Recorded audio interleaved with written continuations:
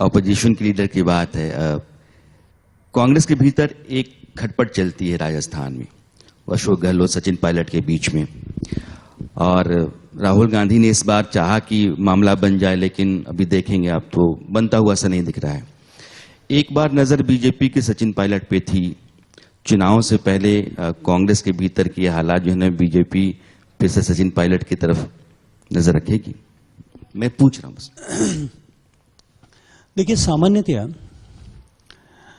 पड़ोसी के घर में सास और बहू के बीच में, या हस्बैंड वाइफ के बीच में, या ननद भौजाई के बीच में, या दिरानी जेठानी के बीच में लड़ाई हो, उसमें पड़ोसी को नाक जो है अपना घुसाना नहीं चाहिए। पिछले वाले उनके घर में लड़ाई हो रही है, लड़ने दीजिए। हमारा कंसर्न सिर्फ इतना है कि उस लड़ाई के कारण से राजस्थान की करोड़ों करोड़ जनता जो है वो भुगत रही है। हमारी चिंता सिर्फ इतनी है कि लोग जो है राजस्थान, उस लड़ाई के चलते सरकार का फोकस जिस तरह से डाइवर्ट हुआ है, उसके कारण से राजस्थान में माफिया तंत्र पनप गया है। बजरी माफिया, शराब माफिया, जमीन माफिया, जो है जिस तरह से राजस्थान में जिस तरह की घटनाएं हो रही है वो राजस्थान में कभी नहीं होती थी। कभी पुजारी मारे जा रहे हैं, आप उठा करके देख ले कौन सा कोना ऐसा बचा है जहां इस तरह की घटनाएं नहीं हुई। और इस सब के बावजूद भी सरकार के कान पर चूं नहीं रह रही। तो ये जो लड़ाई है वो लड़ाई आप अपनी बेशक करिए, आप चाहे जिसको जो पद दीजिए, ये उनका विषय है। हमें इससे कोई, मुझे लगता है कि सरोकार नहीं है, लेकिन हमारा सरोकार सिर्फ इतना है कि राजस्थान की जनता की ओर देखिए, उसको बख्श दीजिए। मैं अपना सवाल थोड़ा सीधा कर लेता हूं। अगर सचिन पायलट बीजेपी में आना चाहें तो बीजेपी के दरवाजे खुले हैं? देखिए, मैं एक बात आपसे कहना चाहता हूं। भारतीय जनता पार्टी जब स्थापित हुई तब से लेकर के आज देश नहीं, दुनिया की सबसे बड़ी पॉलिटिकल पार्टी बनी। सब लोग स्वीकार करते हैं, तथ्य है। जो लोग भारतीय जनता पार्टी के कुनबे में आए, वो ऐसे तो नहीं थे कि शायद वो राजनीति से अलूफ कहीं दूसरे किसी ब्रैकेट में बैठे थे और उठ के आ गए, कहीं ना कहीं थे।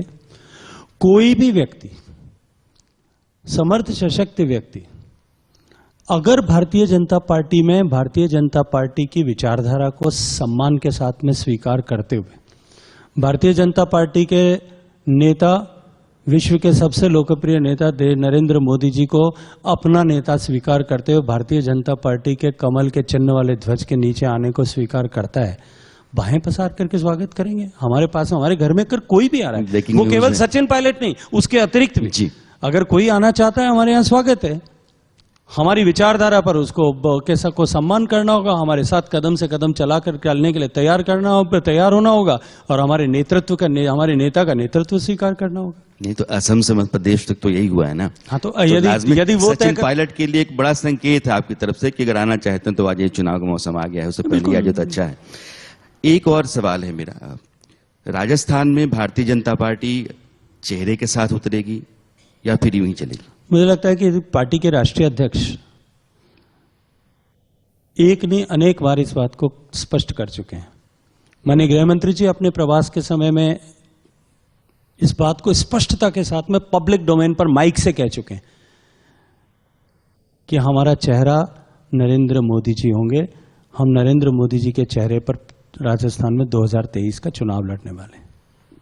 यानी बीजेपी बिना चेहरे के इस बार मैदान में उतरेगी? ये तो मैंने नहीं कहा, नरेंद्र मोदी जी के चेहरे को चेहरा नहीं मानते हैं। मैं विधानसभा चुनाव की बात कर रहा था, क्योंकि चुनाव प्रचार और चुनाव प्रबंधन, इन दोनों की बहुत बारीकियां आप जानते हैं, और पार्टी ने हाल में जो जिम्मेदारियां आपको दी हैं उस बात की गारंटी है, उसकी मिसाल है।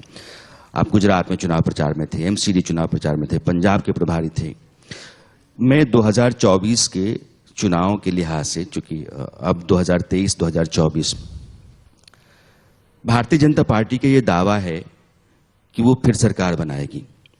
अलग अलग राज्यों में जो विपक्षी दल हैं, भले वो एकजुट नहीं हैं, लेकिन वो अपनी पूरी ताकत लगाकर भारतीय जनता पार्टी को 272 के आंकड़े से नीचे लाने की कोशिश कर रहे हैं। एक तरफ गठबंधन की तैयारी भी चल रही है। भारतीय जनता पार्टी 2024 में फिर से आएगी, इस बात की गारंटी के आधार क्या है? जिन सारी गतिविधियों की चर्चा आपने की जी, कि भारतीय जनता पार्टी 2019 में सरकार में न आ सके, नरेंद्र मोदी वापस प्रधानमंत्री न बने, 2018 को स्मरण कर लीजिए, इनमें से कौन सी गतिविधि ऐसी थी जो उस समय नहीं हो रही थी? सारे विपक्षी दल एक होने का कोशिश कर रहे थे। 2018 में जिस तरह के चुनाव के परिणाम आए थे, कांग्रेस पार्टी राजस्थान, मध्य प्रदेश, छत्तीसगढ़ सभी जगह चुनाव जीत चुकी थी। सफलता के 7वें आसमान पर खड़े थे और एक स्तर जिसकी राजनीति होनी चाहिए उससे भी नीचे जाकर के तमाम तरह के व्यक्तिगत आक्षेप लगाने की भी कोशिशें की गई। लेकिन देश की जनता ने, देश के सामान्य आदमी ने जिसके जीवन में परिवर्तन लाने के लक्ष्य के साथ में माननीय नरेंद्र मोदी जी ने विभिन्न योजनाओं को सफलता के साथ धरातल पर उतारा। पहली बार देश के गरीब ने इस बात का एहसास किया कि सरकार केवल हमें वोट की गोटी के रूप में नहीं, सरकार हमारे जीवन में परिवर्तन करने के लिए काम करती है, हमारी सरकार है। देश के 130 करोड़ लोगों ने यह माना कि देश का सम्मान बढ़ाए विश्व के पटल पर।